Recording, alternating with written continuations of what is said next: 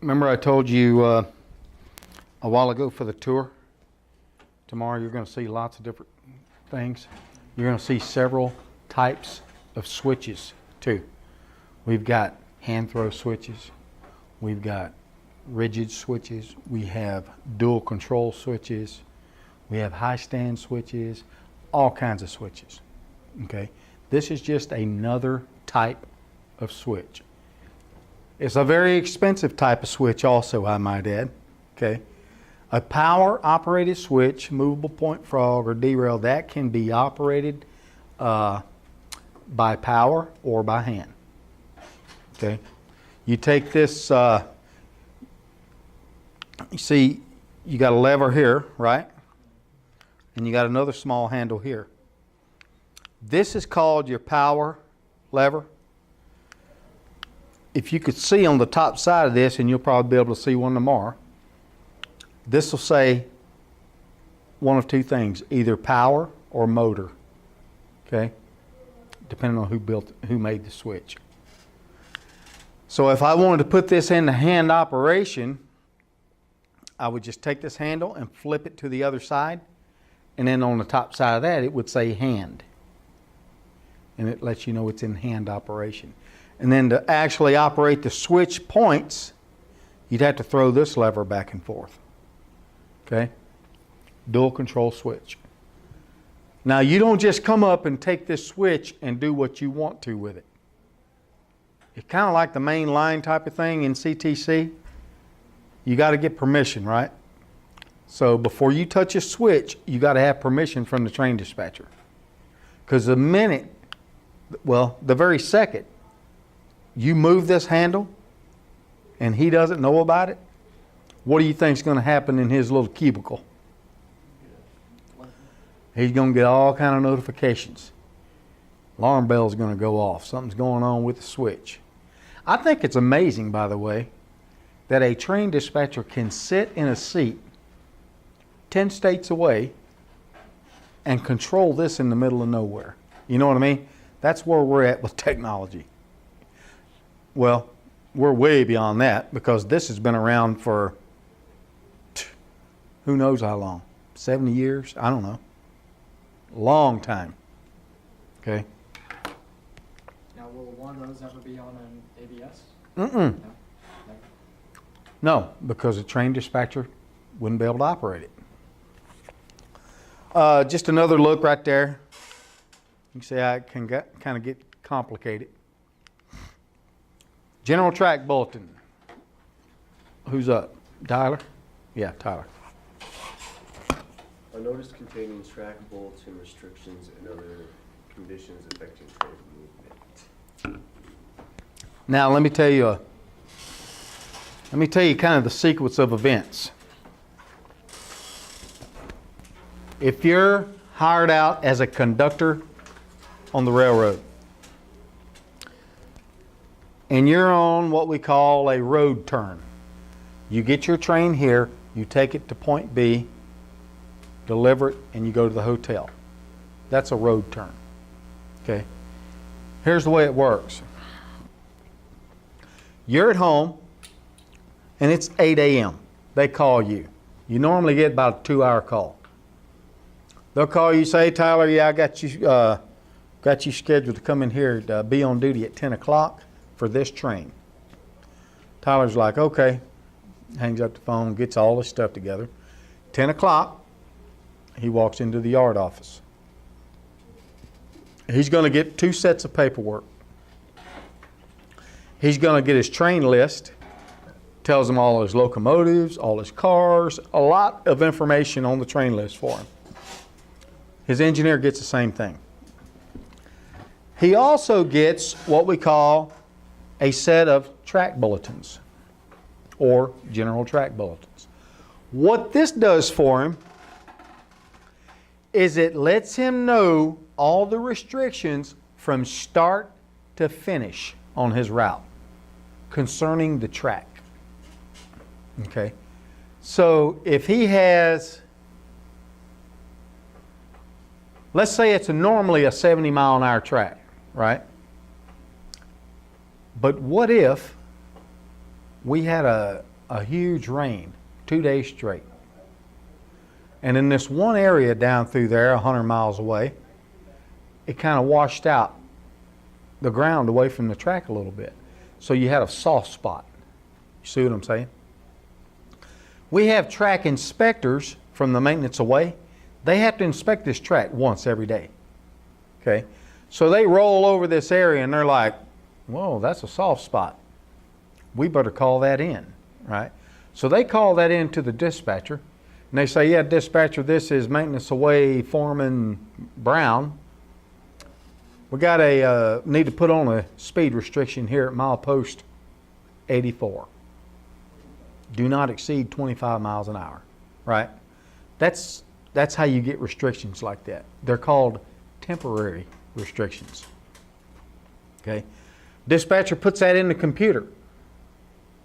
When you get your paperwork for that route, you go through your track bulletins, and lo and behold, you're going to see that speed restriction in your bulletins.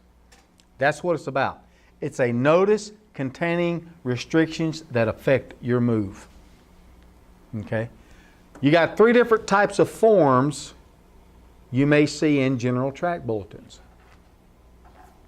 You have Form A's, and there's examples of these in your study guide and illustration book. You can look at them. You got Form A's, Form B's, and Form C's. You need to know what these are. Form A's are temporary speed restrictions. Form B's are men and equipment out there doing scheduled work on the track. So they're maintenance away folks out there doing some kind of track project along your route. Okay. Form C's, let's just get some inclusion here. If Form A's is temporary speed restrictions, Form B's is men and equipment working, what do you think Form C's are?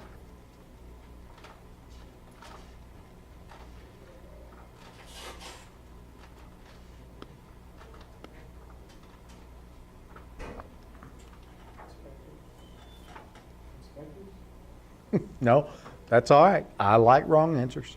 Other trains coming? Form C's is anything other than a Form A or B. Form C, what's an example? Well, let's say you got a switch, a hand throw switch at Lucky Moots Industries that's been taken out of service. Maybe it's too hard to throw, right? And it's a safety risk. So they tag it and take it out of service and report it. You might get a Form C in your general track bulletins. It'll say, switch at Lucky Moots Industries is out of service. Form C. So it's any other thing that they want you to know about that route. Or you might get a Form C that says, bad walking conditions at milepost 49 due to railroad ties in walk path. Anything, okay? Would snow be on that list? No, but you could see something about slippery, slip, trip, and fall hazards. You know, something like that. But it's associated with that. Absolutely.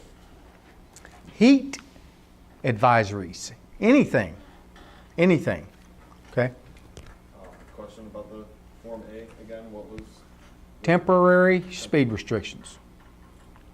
And the reason I say temporary is, it's kind of synonymous with the word. They're temporary speed restrictions because they're not always going to be there. They're going to get fixed at some point, right? What would you think a permanent speed restriction, give me an example of something like that. Like a curve. A curve, right? Where are you going to find out where these restrictions are? Timetable. It's going to tell you exactly every location that has a permanent speed restriction. And that's usually what it is, a curve. Because they never move, right? They're always there. Track bulletin. Who's up? Lawrence? Notice of conditions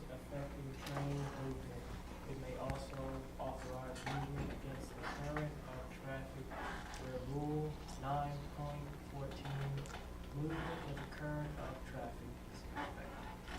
Now, I don't want you guys to get too bent out of shape on this term and the one before. Look at the one before. Notice of conditions, notice of track bulletin restrictions affecting the train movement, right? And then here's what a track bulletin is. A notice of conditions affecting train movement. Same thing, right? Because they are. Here's the deal. It's just a play on words, okay? Most of you railroads call them track bulletins. The BNSF refers to them as general track bulletins. They're one and the same. Okay? I tell you that because both of these terms will be on your quiz. So if you get a little confused tomorrow about what's what as far as these two terms, just come up and get with me and we'll talk about it. But I don't sweat it because it's the same thing. All right.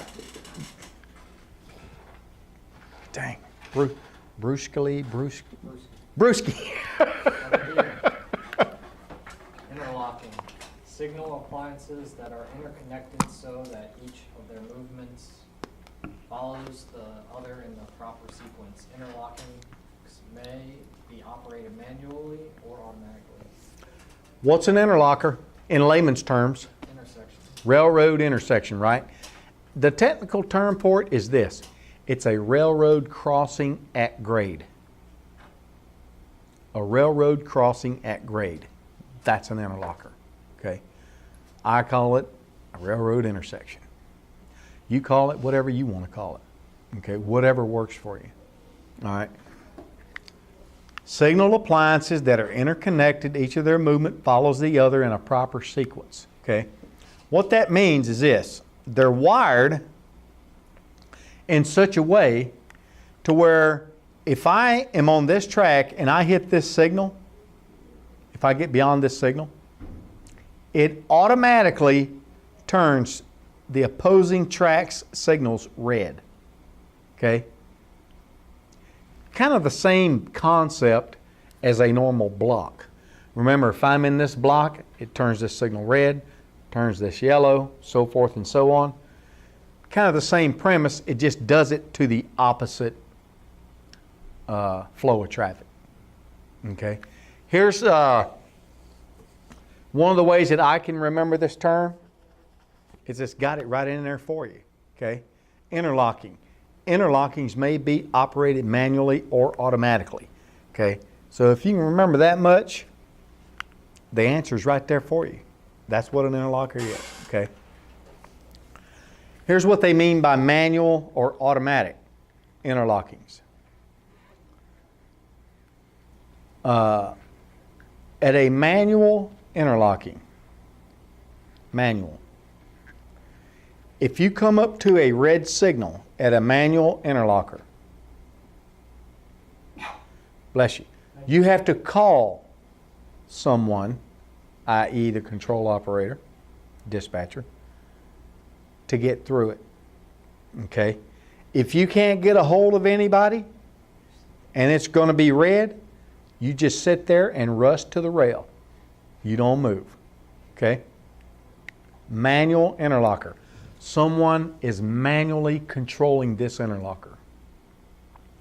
Automatic interlocker is controlled automatically. There's nobody, no person controlling it. Students get this messed up a lot, especially off the jump. Okay? And I'm going to tell you how. If I come up to a red signal at an automatic interlocker,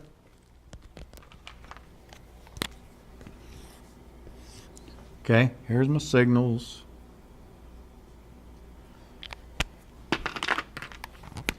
If I come up here and that signal's red, and this is an automatic interlocker, you with me? What I have to do as a train crew, I come here and I stop. There's no need of me calling anybody to help get through it because nobody can get me through it. right? Because it's automatic. What I have to do is there's going to be a little silver building down here or some kind of little building right here, right? On the outside of this building, let me clean up my drawing where you can see better.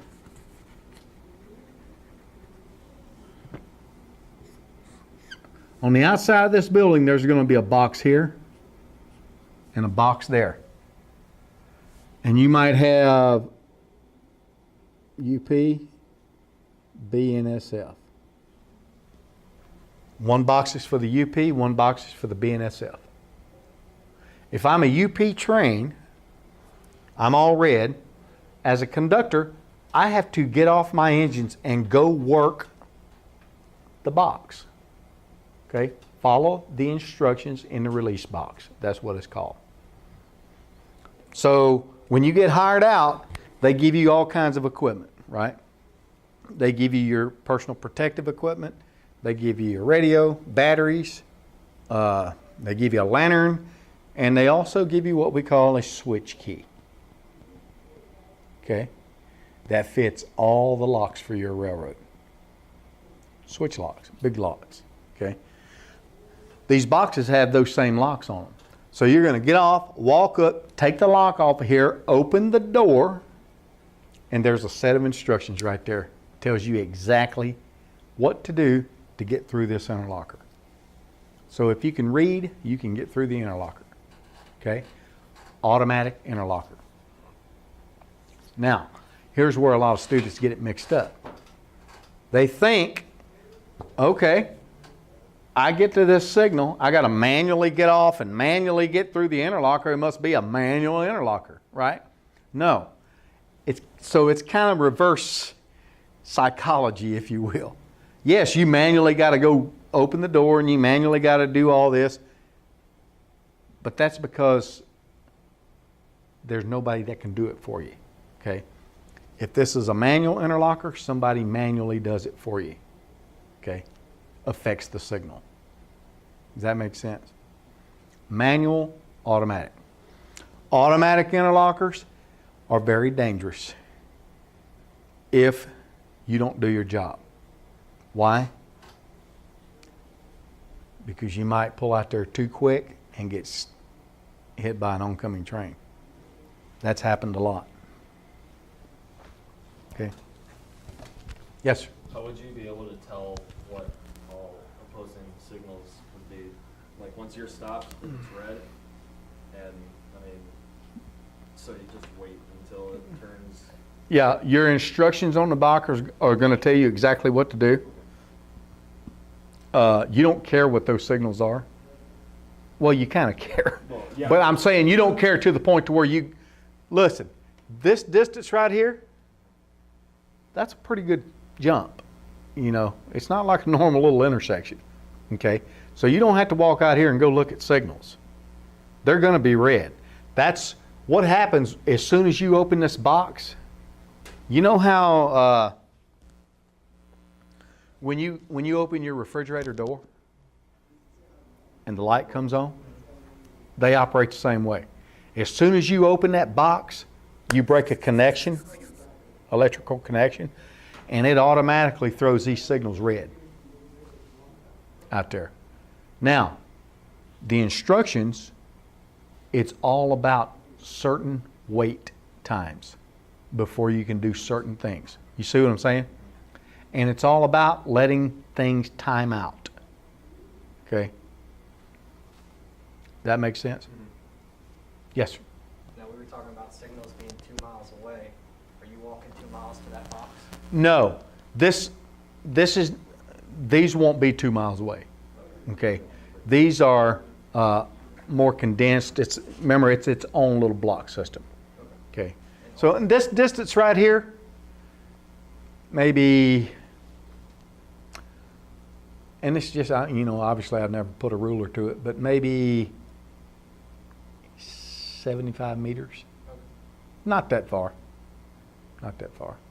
Now, once you go through, say you're going left to right, or, yeah. Right here? So you're going to turn it green for your left to right action. Will that stay green until somebody else comes from north to south and turns you red and then them green? No. If this is green, nobody's coming from this way Oh, and going to turn anything. yeah, I'm saying like, would that remain green until somebody else finally came down from their end? I mean, it wouldn't be like right when you're, but they'd have to get out because they'd have a red symbol and then they'd turn their self green. It wouldn't go, I see what you're saying. This right here, if you work the box and this does turn green, what's going to happen here is these, turn red. they turn red. And the ones before it turn yellow. I just didn't know if yours would remain green until someone else came. Yes, and the reason it's going to do that is because you're on the circuit right here. Okay, Okay, so it's going to stay that way. okay. All right, but I will tell you this also.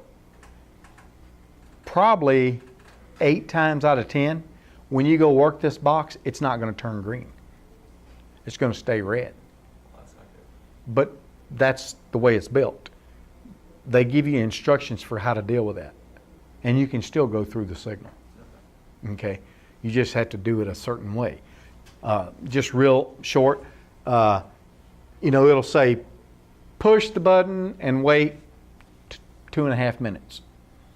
So you wait 2.5 minutes, and if signal clears, meaning this one, if signal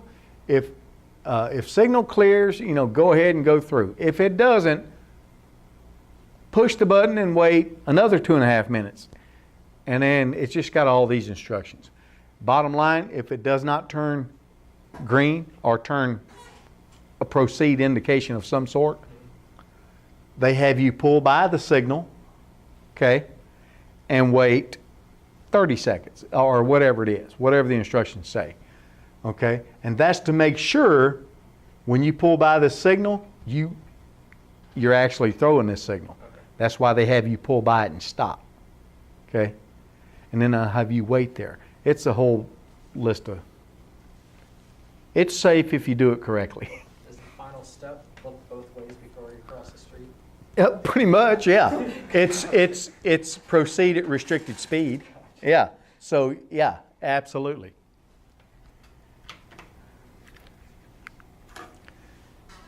The limits of an interlocker, what are they, Ross? Interlocking limits tracks between the outer opposing absolute signals of an interlocking. So as far as test-taking strategies go, just think of it. Interlocking limits. What's the interlocking limits? It's the track between the interlocker signals. That's it. So these are the limits right here. It's the track between the signals. Anything outside of that, that's not an interlocker.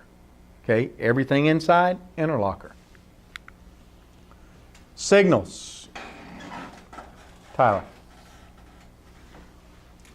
The fixed signals of an interlocking that govern trains using the interlocking limits. Remember a block signal? What's a block signal? A fixed signal governing the entry and the use of blocks, right?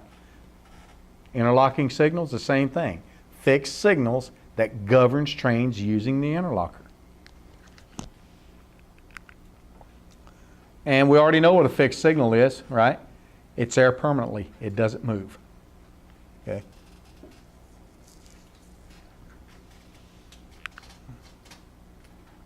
We already talked about this a little bit. When you learn your signals, how do you learn them? You learn them by aspect and indication. What is aspect, Lawrence? The appearance of a fixed or cab system. It's what you see. It's the name of the signal.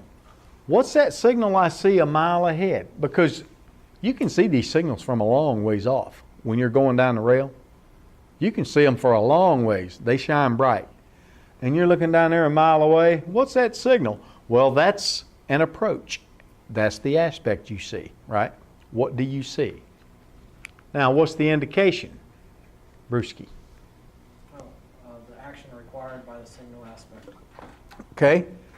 The action That means what is that crew supposed to do with that train when they go by that signal? Okay, that's the indication. And that's the way you got to learn them. You got to learn them by aspect and indication. This is also as an aspect, by the way. What do you think that is, anybody? Anybody? Nobody?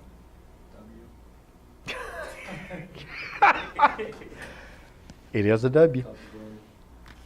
That is a whistle board.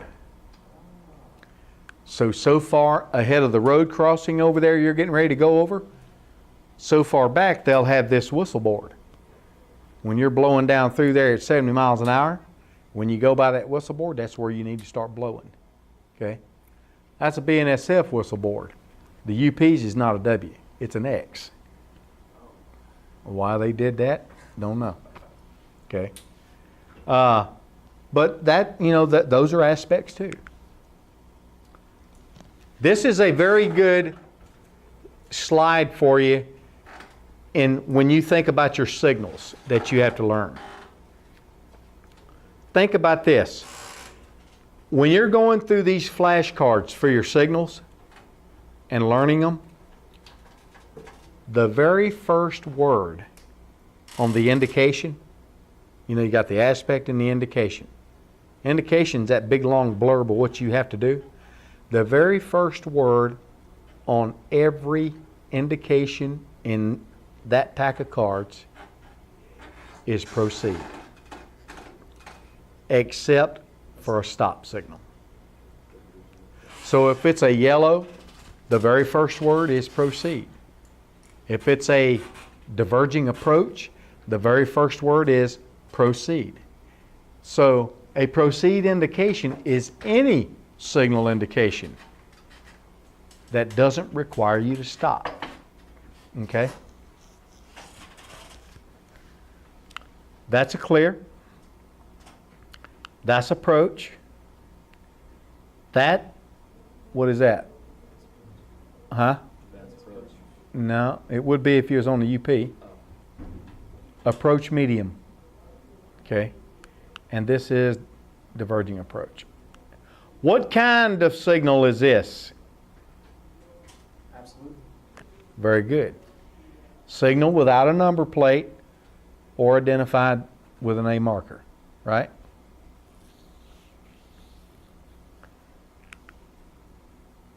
Talked a little bit about distant signals already. Okay? Distant signals, they're not hard to deal with at all. They're basically set up so you're coming from a non-signaled environment into a signaled environment. Does that make sense? So they're kind of like a warning for you. Hey, buddy, the next signal beyond here, you're going to be in a signaled environment. Okay? Just kind of wake up and pay attention. Now there's something peculiar about these signals. Okay? They don't all look like this. It could be just a regular signal with a D on it. Doesn't matter. They're all identified with a D. All distant signals are identified with a D number, a D plate. Okay? Also, one thing you never need to forget about a distant signal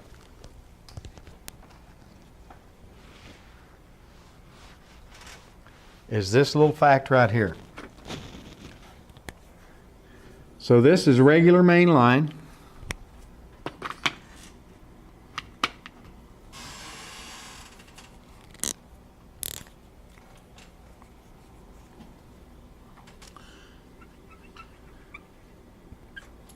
Got a yellow signal here.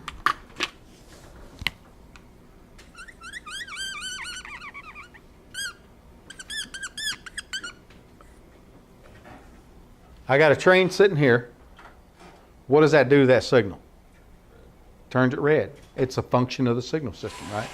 You're interrupting the circuit, right? What does it do to this signal? That's the way it's set up, okay? Now, if I come up to this signal, What can I safely assume about this track right here? It's occupied. It's what? It's not occupied. If it was occupied, I'd have a red, right? You see what I'm saying? So I can safely assume, now I'm expecting this signal to be red, but this track between me and that signal, I can safely assume there's nothing in it. Correct? That's the way it's set up. Distant signals don't work that way. So you could have a distant signal. Let's say this is a big yard in Kansas City, right? Right over here. That's a big yard. And I got a train, I'm leaving from Kansas City out of that yard. I'm going to follow this track.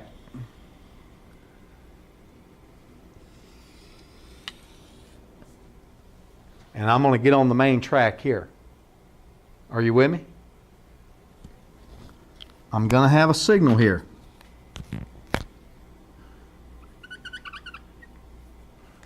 Because this is CTC. This is nothing. It's called other than main track. Okay? I leave here. Now listen, these distances might be anywhere from a mile. It might be 5 miles. I don't know. Just depends on how they made it, right? So let's say right in here,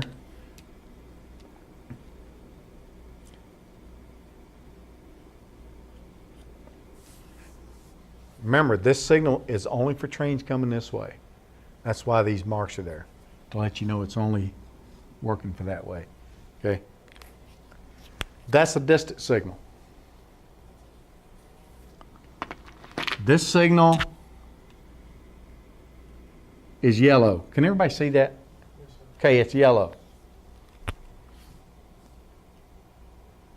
I've had a crew before leave a yard like this.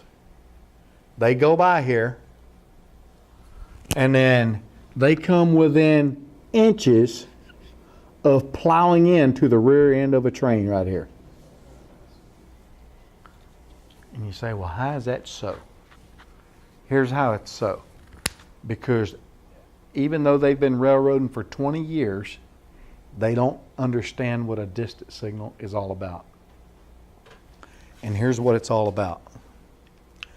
A distant signal does not indicate conditions that affect the track use between the distant signal and the block. So what's that mean to you? That means, remember, ordinarily, between these two signals out here, if there's something sitting on the rail, it will throw these signals, right? Red. So if you're not paying attention to what you're doing, when you go by a distant signal, and you ever hear of a mental vacation? I'm dead serious. If you've ever seen anybody on a mental vacation, you'll know it. They're just kind of oblivious to what's going on around them. And that happens. That's a serious thing. Divorces, kid problems, all these things that life come up, having hard times. We all get mental vacations. Okay, you just got to guard against them. You get a guy coming down through here, he's like, okay, yeah, yellow signal.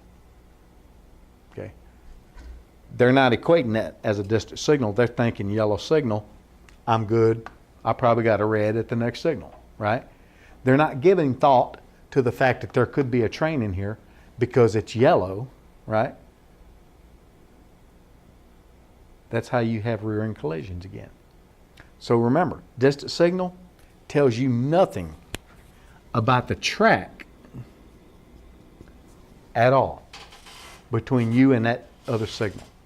It only relays information about what you can expect at the next signal. That's it. Okay? If I have a distant signal yellow, distant signal approach, what can I expect at my next signal? Red. A stop. That's what I'm expecting. Okay? Let's say I have a distant signal clear. What can I expect at my next signal? Red. No. Yellow. Here's what we expect. We don't know what to expect, but we know what we're not getting. Red. We don't know what we're going to get, but we do know what we're not getting. We're not going to have a red. You see what I'm saying? If I have a distant signal green, clear, I don't know what my next signal is going to be, but I know what it won't be. It won't be a stop. It might be a yellow, flashing yellow, might be a clear, right? So you see how that works? Tells you nothing about this track. You could have 4 trains sitting on this track. That signal ain't gonna say a thing about it. That's why you have to be looking out. Now, do the dispatchers not relay that information? Like you got a train sitting here? Yeah. Absolutely not. Why? Because we have rules that govern our use of other than main track. And let's just take a tour there real quick. Let's go to 6.228. Also, wouldn't there be like a designated speed limit on that track? Absolutely. You got it going on, but I'm going to show you something in rule 6.28. 6.28. When you're there, let me know.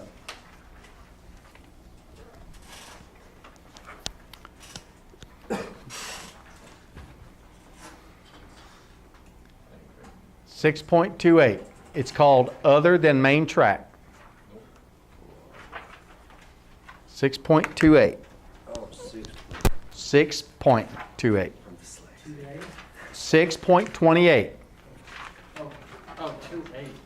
Yeah, 6.28. Oh, I thought you said 2A as in. I was like, I don't see it.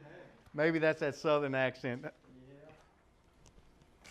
I've been away from there for 35 years. You'd think I'd get over that by now. Everybody with me now? Other than main track. Now, look at what it says. When you're operating on other than main track, meaning any track other than main line, you operate at a speed that allows stopping within half the range of distance, short of train, engine, railroad car, men or equipment filing the track, stop signals, right? So anytime you're operating here, that's other than main track, you have to operate off of that rule. That's why the dispatcher, he don't need to tell you anything here because you're already operating at a rule that's got you covered. You see what I'm saying? So Yes. that section of track between the yard and the distance signal, would that be considered yard limits then, or? No, not necessarily. Not everything is, no, it won't be yard limits at all. Okay. Because we're going to find that in a minute. Yard limits is a portion of the main line. Has nothing to do with this. Okay? So you see kind of how that works? We got rules that govern how you walk, talk, turn your head. We got it all covered. Okay? We got rules that tell you how to drive on this track, everything. Okay? What's a crossover? Who's up? Oh, here's the rule of thumb, by the way. The house rule is if we can't remember who's up, we always start with Brewski. Go ahead, Lawrence. A track connection between two adjacent tracks consisting of two switches, which is intended to be used primarily for the purpose of crossing over from one track to another. So really, it is what it says it is. This is a main track. This is a main track. And at certain points along through there, they have to have a way for the train dispatcher to control things, right? So they may put in a crossover. That's all it is. Crossing over from one track to another. Connects two adjacent tracks. Yes, sir. You said it was kind of like a highway, how they go one direction each. Are you only supposed to go one direction on each track, or does it matter? Can you go back? No, you can't pick your own. Is that what you're asking? You can't pick which rail you go down. That's No, the, like the track on the right always, like you'll never. I guess I don't- it's always going to be the same. Yeah, okay. Yeah, it's not going to change from day to day. Here's the way it's going to work. Generally speaking, if this is one track and this is a double main line, right? Traffic is going to operate like this. Okay. Now, in ABS territories, that's the way it's always going to be. It's current of traffic. That's the way it works. Okay. If I'm going this direction on this track, I'm moving against the current of traffic. So I have to have a special authority to do that. Okay. You see what I'm saying? I got to have a special authority to move against the current of traffic. Now, if this is CTC, current of traffic doesn't exist. Why? Because a train dispatcher can run you on whatever track he wants to. And here's why he can do that. If I'm in ABS, remember, automatic block signal system. So this is a signal system, right? If I'm in ABS, here's the way your signals are set up.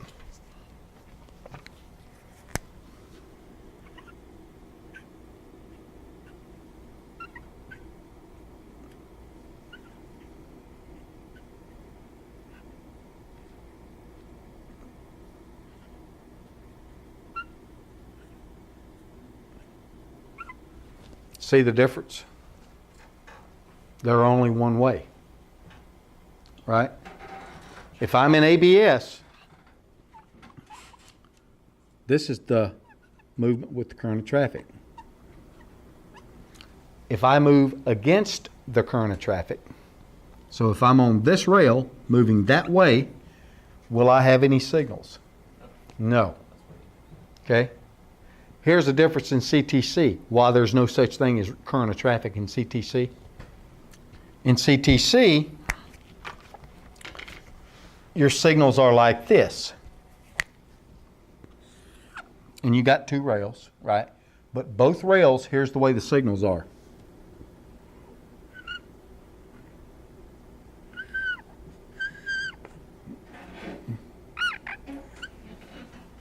They operate both ways.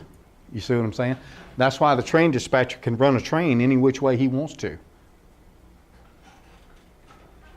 Does that make sense? So that's how current of traffic, against the current of traffic, all come into play. Very good questions. Electric switch lock. Who's up? Ross. Electric switch lock. Electrically controlled lock that restricts the use of a hand-operated switch or derail. That means exactly what you think it means. Okay? What do you think it means?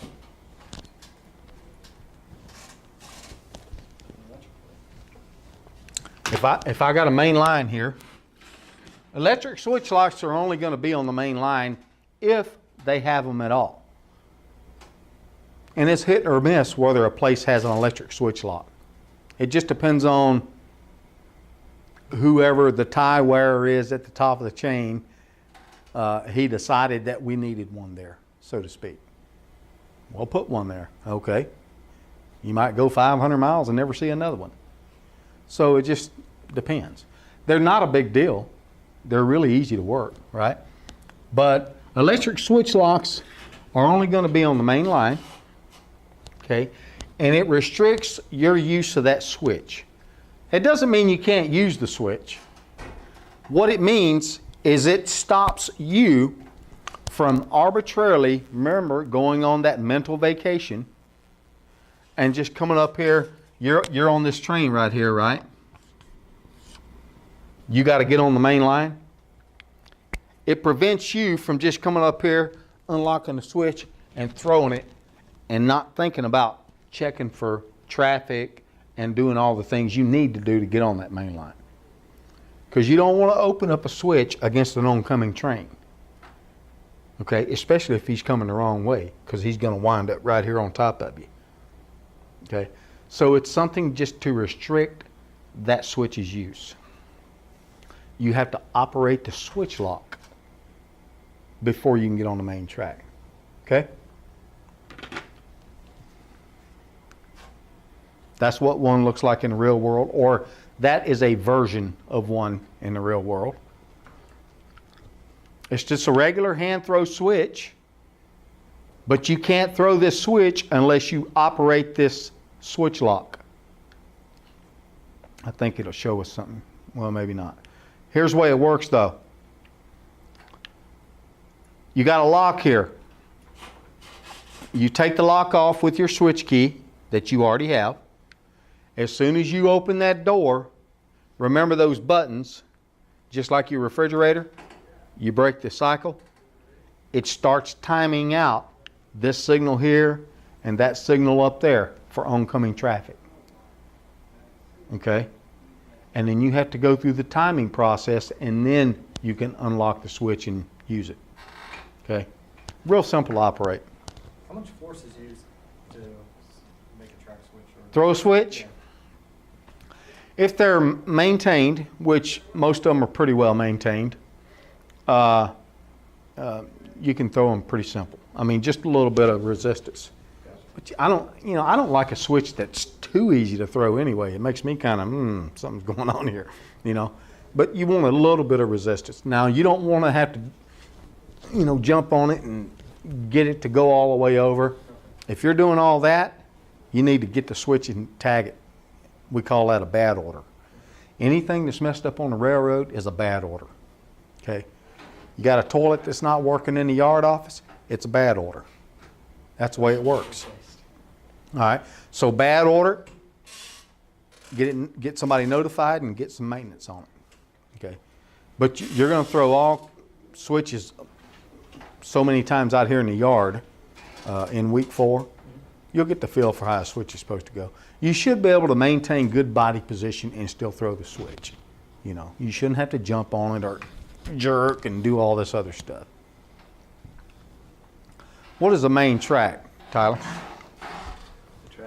The track extending through yards and between stations that must not be occupied without authority or protection. Here, this is just for me. Little key terms, remember, because you got a bunch of terms you got to remember tonight and take a quiz on. Main track, you have to have authority to be on the main track. Okay? Some kind of authority. You have to have authority on the main track. A track extending through yards and between stations that cannot be occupied without authority. Okay? What's a single track, Lawrence? A main track where trains are operated in both directions. Both directions. We got all kind of territories out here. Where you wind up is where you wind up. It really doesn't matter. Okay? The only difference in a territory like this is that they're going to have a lot more of these, right? Sidings. Because you got trains coming and going, so you got to have a place to meet them. That's the only difference, really. And we already know what a siding is. We've talked about it a couple of times, right? Track connected to the main track used for meeting or passing trains. And look, locations of sidings are shown in the timetable. Guess what else the timetable tells you about these sidings? How long they are. Exactly. And that's extremely important, okay? Because you could get kind of in a jam, if you've got an 8,000 foot long train and your siding's only 6,300, and then the next train that comes up that you're meeting is 9,000 feet. So everybody's trapped now, right? It's a messy situation. And it's happened before, okay? But that's part of your responsibility as a conductor, okay? You don't just say, well, the dispatcher knows my situation, I'm going to take the siding anyway. It's true. The dispatcher is pretty on top of his job. Most of them are, right? But they're human too. So that's why the responsibility ultimately is yours, okay? It's your job to tell him, hey, dispatcher, you got me going into this siding. Now, you know we're a little long for this siding, you know. Probably 9 times out of 10, he's going to say, yeah, I know, but I got a plan, you know. Maybe the other train is short enough to where he's going to clear you and you'll be able to leave. But something like that. But it's always your job to let him know, okay? All right. Who's up? Brewski? Multiple main tracks, 2 or more main tracks that are used according to the timetable. Okay. You got a main track, you got a single track, double track, multiple main track. Track side warning detector. Ross. 1 second here. Highlight it quick.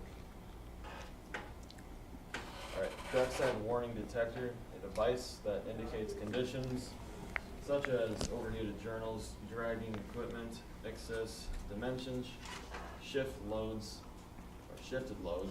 high water, or slides. We are living, especially now, in a time of high technology, okay? And they got the technology out there on the rail. You know, a lot of people think about railroading, and they don't think necessarily technology, you know? But there is so much technology in the railroading, it's unbelievable. Out there on the rail, they have trackside warning detectors that can inspect a train at 70 miles an hour. And it will inspect each individual bearing on every car in that train. And it searches for like variations in temperature is what it does, okay, among other things. But you can blow over that thing at 70 miles an hour. If you've got a hot bearing, it will say something like axle 243, left side, hot box. It can do it. That it's pretty amazing, you know. We're going to learn all about trackside warning detectors. Okay, we'll have a class on it. But yeah, dragging equipment, shifted loads, all kinds of detectors out there. What is a yard, Tyler? A system of tracks other than main tracks and sidings used for making up trains, storing cars, and other purposes. For me, a yard, some of the key terminology here is tracks other than main tracks. Okay? That could be a yard. What are we doing there? We're switching cars, we're building trains, we're storing cars, whatever. Okay? A yard. Questions on that? Now don't be fooled by this term, Lawrence. Yard limits a portion of main track designated by yard limit size and timetable. Special instructions or method. A lot of people get yard limits kind of combined with a yard. Has absolutely nothing to do with a yard. Yard limits is a portion of the main track. Okay? It's identified by yard limit signs, just like you see here. This right here, not yard limits. This right here, not yard limits. Only thing that's yard limits is this track in between these two signs. And that's going to be a main track. Okay? Track warrant control, Brewski. Method to authorize train movements or protect men or machines on the main track within specified limits in a territory designed by the timetable, or designated by the timetable. Remember we talked about ABS, automatic block signal system, and we talked about CTC. What's the difference between CTC and ABS? One's automatic and one has somebody. Yeah, that's one difference. All about how you get authority. It's authority, right? CTC, centralized traffic control, is an actual main track authority. ABS isn't. Okay? What's that mean? That means if I'm in CTC, I can look at a green signal. That is my authority to go. If I'm on ABS territory and I have a green signal, that is not my authority to go. Okay? There's been a lot of people get fired over that situation. Just because I got a green signal in ABS, that doesn't mean I can move. All that means is the next couple of blocks don't have anything in them. Right? I have to have some other type of authority to go along with me in ABS. And it's usually this. Track warrant. Remember I told you in your timetable, if you see ABS, you might see it look like this. ABS, TWC. That's the environment you're working in. This is your authority. Okay? So if I'm sitting at this signal right here, it can be clear in ABS and I still might not have a track warrant that authorizes me to go. So the way that's going to work is if he gives me a track warrant, remember, within specified limits. He's going to give me something like this. If I'm operating in track warrant control territory, the railroad gives you basically a booklet of blank track warrants. And they're pre-printed forms that you just keep with you all the time. Okay? And when it's time to go on your trip, you open up your track warrants, you call the train dispatcher on the radio. Yeah, dispatcher, we're here at this location, ready to go. Can we get a track warrant? He says, yep, NARS 1234, track warrant number 12345. A little more information, we'll have a whole class. Proceed from here to there on the main track. Right? You read that back to him, he says, that's okay, time 2 o'clock. Now you have authority to go. Based off the track warrant, not the signal. Don't get that confused. CTC, I can look at the signal and go. I can make an entire trip in CTC and never say a word to anybody. I could. I've done it before. Now, you said that sightings are free. Sightings are free in TWC. So what's that mean? That means I got authority right here, right? Between here and here. Xbox 2, proceed from Cloy to Dora on the main track. If I want to, I can go into this siding. If I want to, I can go into this siding. The only thing is, I cannot go into this siding and come out the other end. Why? Because that's main line. And my authority doesn't take me to here. You see what I'm saying? Okay. And you don't have to call anybody about this either. You can just go. Now, if your authority did say, I don't know, Charlie's past Dora, and it was Cloy to Charlie, you were able to come back out on the main line? Absolutely. Okay. Now, you're not going to do that. You know, let's say I got authority from here all the way to here, right? As a conductor and an engineer, you're not going to just be all happy and go lucky free and say, wee, let's go through this siding, right? Just because you can. Now listen, you could do that and they can't do anything about it, but you're not going to do that, right? I was just thinking like if you notice, or one of those boxes picked up that you were Absolutely. decoupled. Or Yeah, yeah. But yeah, if you wanted to play the siding to siding game, you could do that too. You're going to make the dispatcher mad because he's going to call you and say, I expected you to be here 45 minutes ago. Where are you at? We went through the siding at door. Why? Because sidings are free in TWC? There's a cow on track. So he's going to get the last laugh. Don't think he ain't. What's a conductor? What's a conductor? Who's up? Who's in charge of training or your crew? Conductor is in charge of the train. Now listen. Don't let that go to your head. Okay? Don't be the guy that gets hired out for the railroad. And your first day on the job, you get on the train talking about, to this engineer that's been engineering 30 years. Walk up there with a big chip on your shoulder, talking about, yeah, I'm Conductor Lawrence and I'm in charge of this train.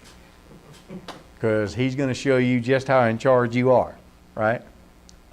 So yes, conductor is in charge of the administration of the train. What's that mean? Make sure you got your cars in order. Make sure you got a good train list. Make sure if you got cars to pick up en route, they get picked up. Make sure if you got cars to set out en route, they get set out. Make sure that if something happens with your train en route, you inspect it and fix it and all those things, right? The engineer has one responsibility. What do you think that is? Drive it. And it's exactly that. The engineer is responsible for what? Safely operating the engines. That's it. Everything else is on the conductor. Now listen, it's all a team effort, right? You're all there together. You excel together. And you're going to go down together if something bad happens. So what's that mean? That means if the engineer's on that train speeding, you're responsible for that just like he is. And you say, well, I'm not driving, right? Don't matter. You're still responsible, okay? You have ways to stop that train if he's doing things outside the parameters, okay? Conductor's in charge of the train, in theory. You get a no. Huh? If they tell you no, Yeah. then But let me tell you like this. You're in charge of the train. That's the rules. But especially when you're new, a good attitude, it'll take you a long ways. If you get on that train as a new conductor and you're talking to that 30 or 40 year engineer and you say, sir, I'm going to tell you something. This is the first trip I've taken by myself, and I still got a lot to learn. I'd appreciate it if you can help me in any way possible. 99.9% of these guys will kill themselves to help you, right? But if you get on the engine and got an attitude problem, they're going to throw their hands up and let happen whatever happens. They're just going to make sure they don't get fired, okay? So, and look, it's that way with any job. A good attitude will take you a long ways. I've had students that come through here that struggled severely with some of that. Not many, but a couple. And their attitude, you could just tell they were giving it everything they had. They just were trying so hard. And I made up in my mind there was no way they were failing this class as hard as they were working to get through it. You see what I'm saying? A good attitude will take you a long way. And then I've had good people, really smart people come in here and do the opposite. They had a bad attitude, And the very second they step on their toes, I took advantage of it. You know? That's human nature. Oh. Remote control operator? An employee who operates, or an employee who may operate an engine with or without cars by means of a remote control transmitter. Are you guys aware that we do have remote control engines out here? We've had them since 2001. Okay, and it's an amazing piece of technology. They came up with a computer that they mounted to these engines, and it's all in yard service. It's not on the road, so you don't have remote control engines driving up and down the rail. But it's in yard service, and we used to have an engineer, a foreman, conductor, or a helper, 3 people on a crew. So some wise person somewhere come up with this idea, well, what if the engine was remote? The conductor could do his own thing, and you wouldn't have to pay an engineer, right? But instead you're spending millions of dollars. I'm sure it's more than millions of dollars. Oh, it was more than millions of dollars, but they have so far made that money back. No. Think about all the engineers that they knocked off a train or knocked off a yard job at $240 a day. You know what I'm saying? And you know what they said? You know what the union brothers said when this idea come about? The same thing they always say. That'll never work. Never work. Never work. You'll never be able to get this done and that done without the engineer on there. Guess what? It's been working and working good for 17 years. Okay? Not a good sign. See that blinking item right there on the back of that? It's not blinking right now, but on the back of that knuckle, you see that end of we call that an end of train device. Around about 1985, or a little before that, when they come out with that, we used to have 5 people on a train crew. You know how many you got now? 2. And they said the same thing when that came out. Never work. You'll never be able to get this train across the road without a caboose and people on the back of it. And they said, really? Watch. They put that thing on there, and there went 3 jobs. Just like that. Technology is a good thing, but there's a price to pay for it too. You see what I'm saying? So, engineer also includes student engineers, firemen, hostlers. Student engineer, you'll all be there one day. You go through engineer training, they give you a student license, and you can do engineer duties as long as you're with a licensed engineer. Okay? And that's the way it works. Hostlers, you as a conductor can be a hostler. We have a hostler class. We'll have it week 3. Okay. You know what a hostler does, right? All he does is he spends his 8 hours in the yard moving engines around. Maybe getting bad ones and taking them to the diesel shop. Maybe getting 3 engines, putting them together, and then going attach it to an outbound train, something like that. All he does is move engines. Flagman, basically, it's anybody that holds a flag and performs those duties. You don't really see too many of them nowadays, but you could be a flagman for your own train if you had to. A foreman is really just another play on the word conductor. And the way it works for most situations is if you're on a road job and you go from point A to point B, that's a road job, road turn. You're a conductor. But if you get off of that job and you go work in the yard and switch cars and stuff like that, you might be called a foreman. It's pretty much the same thing. You're just doing a little bit different job. Reverse move. Who's up? Ross? I am. think, Ross? Reverse movement, movement opposite of authorized direction. Any move opposite the authorized direction. I told you when you get called on duty, you go report. You get two stacks of paperwork. Do you remember what they were? Train list and a Train list bulletin. and your bulletins.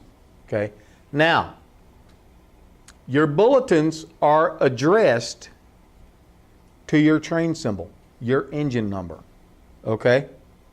So let's say you got the NARS 1234 today, and you're going east out of Kansas City. When you get your track bulletins, it's going to say bulletin number such and such, whatever it says, to the NARS 1234 east at Kansas City. Okay? That is your authorized direction for the day. Okay? So if you do anything on that main line other than go east, you're making a reverse move. All right? It's that simple.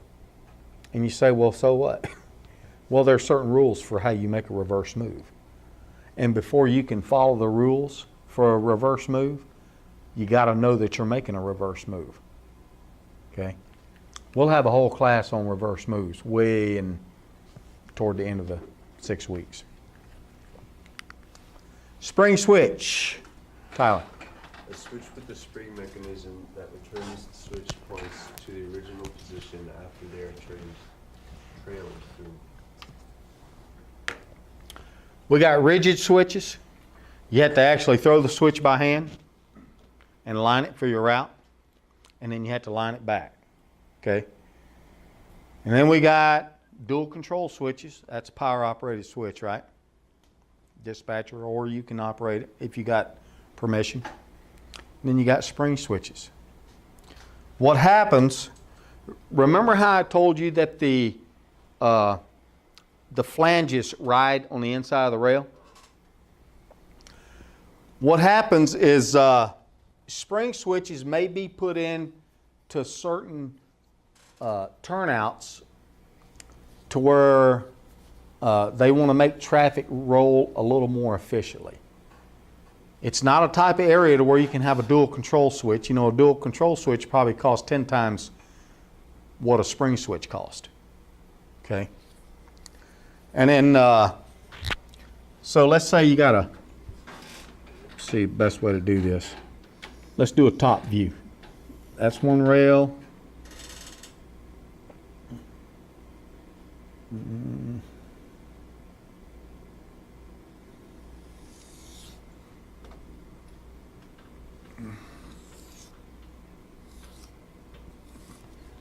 Okay, this is a main line. Now let's say this is a siding. Okay, same thing. Main line, siding. Let's say you got a spring switch here.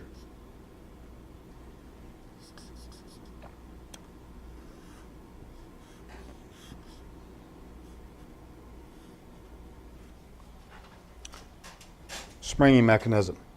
What a spring switch is for is it only operates when you're making a run-through move, okay? A trailing point move, we call it. You make two moves over a switch of any kind. It's either a facing point move. See the points right here? See those? If I come toward it facing the point, that's a facing point move. Okay?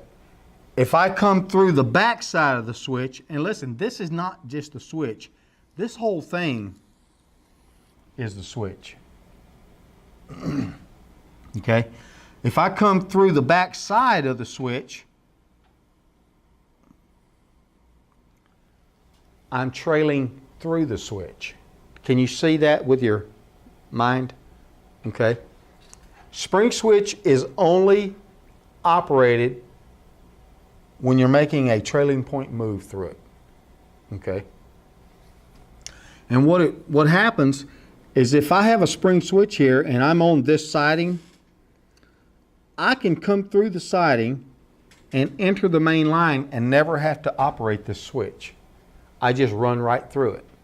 And as each flange runs through it, the switch points flop over like that. And every time the wheel goes through, they flop back. Okay? And they line for this direction again. Next wheel comes through, slides it over, it just keeps flopping just like that. That's a spring switch. This has got a big spring in it. And it keeps it, doing that. It saves you a lot of problems because as a conductor, if you didn't have this kind of switch, if it was just a regular hand throw switch, what do you think you're going to do when it's time to go through this switch? You're going to get off and stand on the ground and let your entire 8,000 foot train go through it. And then you're going to line it back and take off walking and walk back to the head end. So it saves you a lot of work. Okay? That's what a spring switch does for you. How common are they on like main lines? It all depends on, you won't see any on the CTC, okay? You're apt to see them on ABS and places like that. That would be, Huh? that would be like labeled in a timetable. Oh yeah, and spring switches will also be labeled SS or an S, okay? Plus, just by knowing your territory and being over it a few times, you'll know where all of them are. I love them. I mean, they save so much time. Special instructions. Yes? Where would you say the majority of CTCs versus ABSs are? It's all hit or miss. I mean, there's no rhyme or reason. There is a rhyme or reason to the big wigs. They basically look at how many dollars they have to invest in CTC, and then I suppose they look at their routes and what kind of traffic they got going through, what kind of corridors, and where it's going to be most advantageous to them. Okay. But as far as picking out, like in the southeast, can't do it. I mean, it's just all over. Okay. Even in my own territory, we had 3 different types of environments in my own little 250-mile territory. We had track warning control coming from one direction, we had non-signal coming from this direction, and we had CTC out of my place. And so it's just no rhyme or reason. Special instructions basically contained in a timetable or other publication. Listen, remember SSI, System Special Instructions? And then they said instructions contained in a timetable.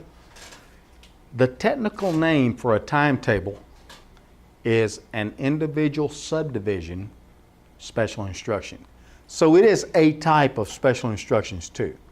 And anything in your timetable that conflicts with the SSI, the timetable takes precedence. Okay. Stations, they're basically points of origin for your route.